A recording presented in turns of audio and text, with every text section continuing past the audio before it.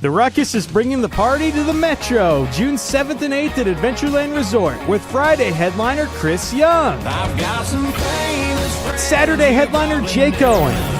caught up in a southern summer. Russell Dickerson, Maddie and Tay, Lauren Elena, Brian Kelly, and more. Festival tickets include access to the theme park and water park. Get your tickets at ruckusiowa.com. Use code word Steve for 25% discount for weekend VIP and weekend general admission tickets. Cattle love to be near streams. They munch on the grass, drink the water, and cool off. Hi, I'm Jody Hankey. They can also cause damage, so limit their time there as you're living the country life. Living the country life. Ideas and inspiration for your place in the country.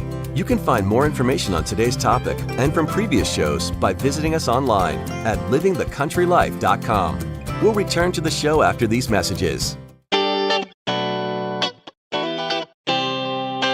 Successful Farming presents the 15 Minutes with a Farmer podcast. In each episode, a successful farming editor has a quick conversation with a farmer, chock full of stories and advice from their area of agriculture. They're interesting, educational, and perfect for your busy schedule. Search for 15 Minutes with a Farmer wherever you download your podcasts.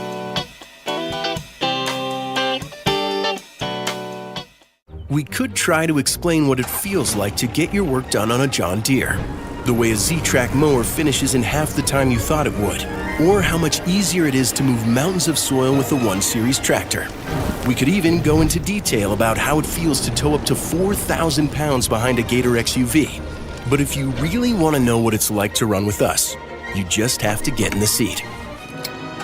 Learn more at johndeere.com/get-in-the-seat or visit a dealer near you.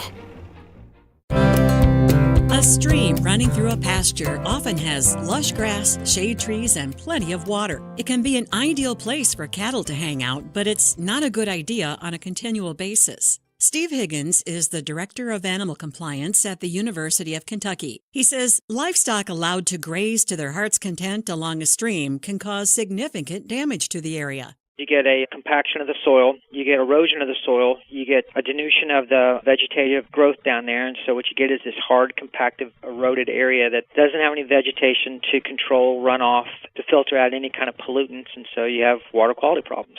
To prevent these problems, fence off the area. If you need to cross the creek to get the animals from one side to another, he recommends putting in a stream crossing. It should also be gated on each side to keep the animals from loafing in the stream for too long. However, he notes that fencing doesn't mean you have to lose production in that area. It can be part of a rotational grazing system as you move cattle from one side of the stream to the other. What you can also do is use that riparian area corridor to move the animals from, say, one side of the farm to the other, where they flash graze that riparian corridor, say, in a half a day to a day and a half during a dry period of the season. Get them in there when it's not wet, you flash graze it, you still get the use of that forage that's in there, and then you use it as a corridor to transfer the animals from one pasture to another. Sometimes you can't fence off a streamside area. Higgins tells people to do the best they can to manage the amount of time that livestock have access to it. It's also a good idea to provide fresh water rather than allow them to drink from the stream because it could be polluted with contaminants. Learn more about streamside grazing at livingthecountrylife.com. I'll see you in the country.